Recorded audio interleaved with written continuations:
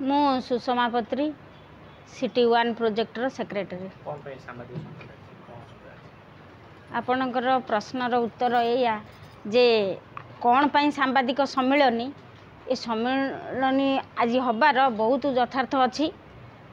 पिला माने अतिरिक्त अत्याचारित हेबारु ए सम्मिलनी आज डका जाइछि सीडीपीओ द्वारा। किछि किछि आरंभ होगा मात्र आमे गोटे दाबीपत्र नहींकि जिलापाल महोदय को देलु, जोटा असह्य है देलु।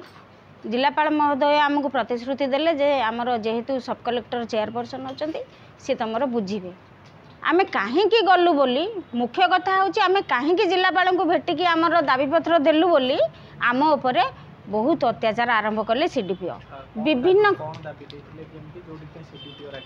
आज्ञा आमे देइथिलु जो सरकार कलरू जो सब पैसा पत्र आसूची अंगनवाड़ी केन्द्र रे खर्च होगापाई से जदि 5 टंका आसूची आम पाखे पहुँचला बेलू से टंकाटे हो जाऊँगी जहाँफल आम कौन प्रोग्राम करने असुविधा भोगुचु। पैसार बाटमारणा विभिन्न कथा नहीं माने ये असुविधा कर्मी मानक पकेबा बाध्य करवा जे मु आज नववर्ष ए वर्षर नववर्ष रे बाध्य करा जाइकरी 22,000 टंकार पाटशाढ़ी दिहला सीडीपीओ को।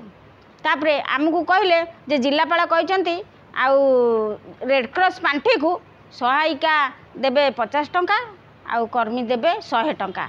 आमे कहीपरूनी कौन स्वार्थ रे बाधा आसिला से कथा किंतु आमे कहीपरूनी किंतु कहीं गलु एवं कहाँ अनुमति जाइलु बोली तांकर गोटे राग आसिला। आमे एबे चाहूँ आमे तो जिलापाल महोदय को देइचु आम प्रति उचित न्याय विचार करी जिलापाल सर बहुत भल लोक से भी जानुंट कर्मी मैंने केते काम करुँच कौन करुँच तेणुक आमर विश्वास अच्छी भरोसा अच्छी जे जिलापाल निश्चिंत भाव में आम दुख शुणे आमको अत्याचार बंचेबे।